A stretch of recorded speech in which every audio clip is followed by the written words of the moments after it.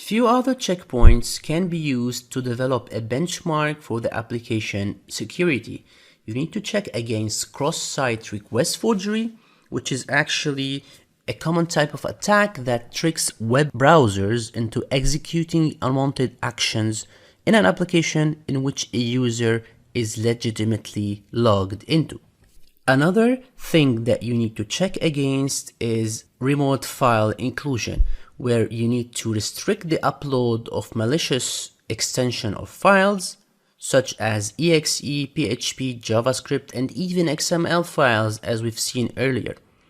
The perpetrator's goal is to exploit the referencing functions in an application to upload their malware, which can be a backdoor that will totally compromise the server and steal your information. Make sure as well to check against clickjacking, which is a malicious practice of manipulating a website user's activity by concealing hyperlinks under legitimate clickable content. Thereby, the attacker will force the user to perform actions that they are unaware of.